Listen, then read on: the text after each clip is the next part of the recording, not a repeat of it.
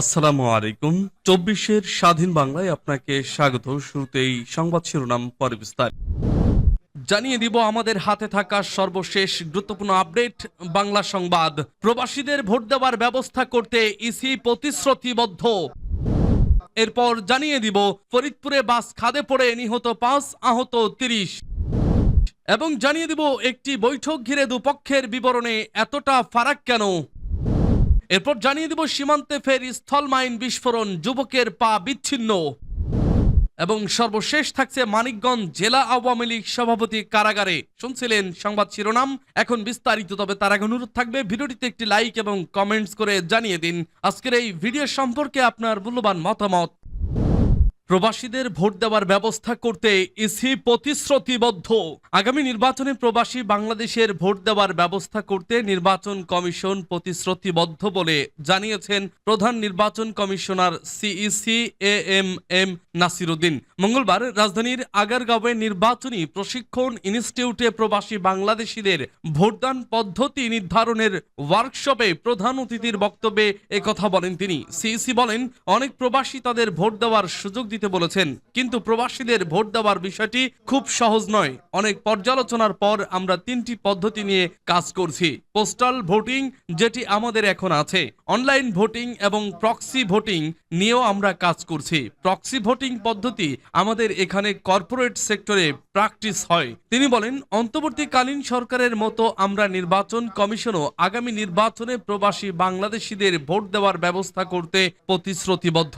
প্রবাসীদের ভোট দেওয়ার বিষয়ে যে পদ্ধতিতেই আমরা আগাই না কেন, প্রথমে পাইলটিং, পরে স্বল্প পরিসরে করতে হবে, এরপর বড় পরিসরে যেতে হবে। সিইসি আরো বলেন, সামাজিক ও রাজনৈতিক বাস্তবতা, ভোটারদের শিক্ষাগত যোগ্যতা এবং প্রবাসীদের বাস্তবতা বিবেচনায় আমাদের সিদ্ধান্ত নিতে হবে। কোন কোন দেশে পাইলট প্রোগ্রাম করা যায় সেই পরামর্শ আমাদের দিন। কর্মশালায় মূল প্রবন্ধ উপস্থাপনকালে নির্বাচন কমিশনার আবুল ফজল মোহাম্মদ সানাউল্লাহ বলেন, পোস্টাল ও অনলাইন ভোটিং পদ্ধতি এখানে তেমন কার্যকর হবে না। প্রক্সি ভোটিং পদ্ধতি উপযোগী। প্রক্সি ভোট হলো একজনের ভোট তার মনোনীত আরেকজন দেবেন, অর্থাৎ প্রবাসী তার ভোটদানের ক্ষমতা আরেকজনের কাছে হস্তান্তর করবেন কোনো একটি নির্বাচনের জন্য।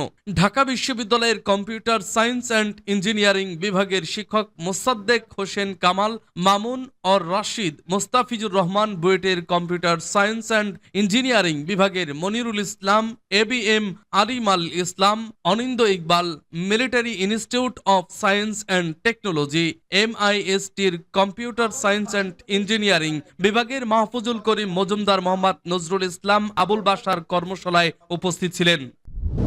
ফরিদপুরে বাস খাদে পড়ে নিহত ৫, আহত ৩০। ফরিদপুরের বাখুন্ডায় একটি যাত্রীবাহী বাস নিয়ন্ত্রণ হারিয়ে সড়কের পাশে খাদে পড়ে ৫ জন নিহত হয়েছেন। এতে আহত হয়েছেন অন্তত ৩০ জন। মঙ্গলবার বেলা সোয়া ১১টার দিকে ফরিদপুর বরিশাল মহাসড়কের জোবায়দা করিম জুট মিলের সামনে এই দুর্ঘটনা ঘটে। ফরিদপুর কোতোয়ালি থানার ভারপ্রাপ্ত কর্মকর্তা আসাদুজ্জামান এ তথ্য নিশ্চিত করেন। তিনি বলেন, ফরিদপুর থেকে মাদারীপুর গামী একটি বাস বাখুন্ডা জোবায়দা করিম জুট মিলের পাশে খাদে পড়ে গেলে এই দুর্ঘটনা ঘটে। এতে ৫ জন নিহত হয়েছেন। তাৎক্ষণিকভাবে নিহতদের পরিচয় পাওয়া যায়নি। নিহতদের মধ্যে ৩ জন পুরুষ ও ২ জন নারী বলে জানিয়েছেন ওসি।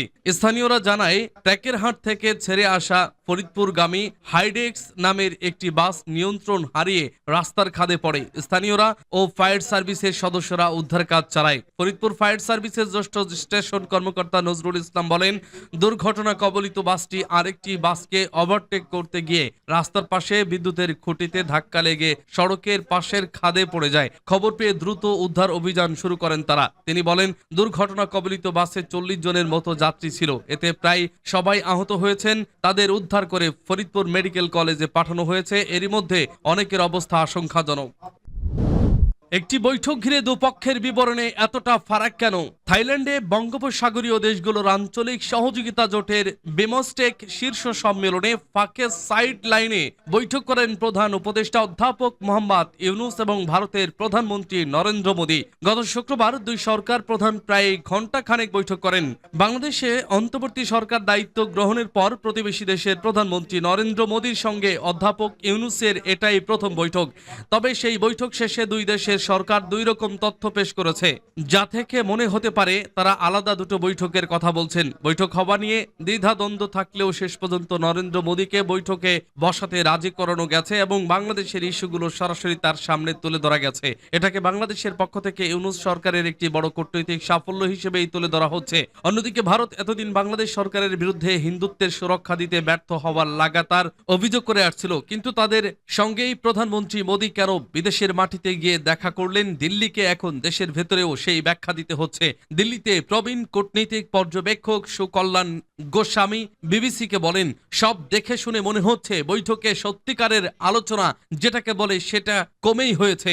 দুপক্ষ যার বলার সেগুলো শুধু উত্থাপন করেছেন এবং যার জন্য যেটা অস্বস্তিকর তারা সেটা পাশ কাটিয়ে গেছেন। তিনি বলেন, আমি মনে করি দিল্লি ও ঢাকা দুপক্ষের জন্যই এটা ছিল প্রধান চেক বক্সে টিক দেওয়ার এক্সারসাইজ। এটা তুলেছি, ওটা বলেছি, ব্যাস।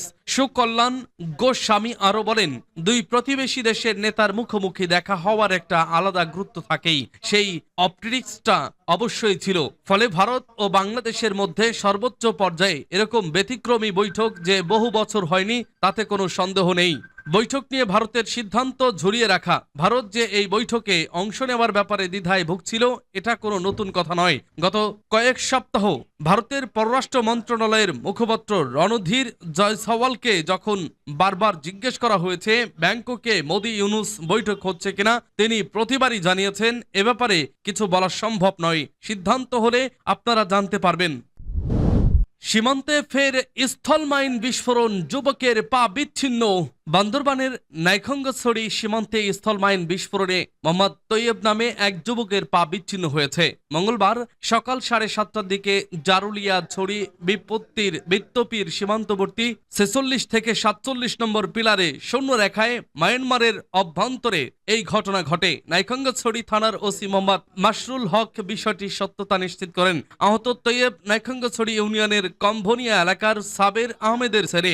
স্থানীয়রা জানান, তৈয়ব বাংলাদেশি পণ্য পাচারের উদ্দেশ্যে সীমান্ত পেরিয়ে মিয়ানমারের ভেতরে যান। ফেরার পথে ওপর থেকে গরুসহ বিভিন্ন পণ্যের নিয়ে এপারে ফিরে আসার সময় জারুলিয়া ছড়ি বিপত্তির দায়িত্বপ্রাপ্ত 46-47 সীমান্ত পিলারের শূন্য লাইন এলাকায় মায়ানমারের অভ্যন্তরে আরাকান আর্মির পুঁতে রাখা স্থল মাইনে বিস্ফোরণ হয়। এ সময় তার ডান পায়ের হাঁটুর নিচে অংশ ক্ষতবিক্ষত হয়ে গুরুতর আহত হন। পরে স্থানীয়রা তাকে গুরুতর আহত অবস্থায় উদ্ধার করে চিকিৎসার জন্য নাইখঙ্গছড়ি সদর হাসপাতালে নিয়ে যান। নাইখঙ্গছড়ি থানার ওসি মোহাম্মদ মাসরুল হক জানান, আহত ব্যক্তিকে হাসপাতালে ভর্তি করা হয়েছে, বিষয়টি তদন্ত করা হচ্ছে।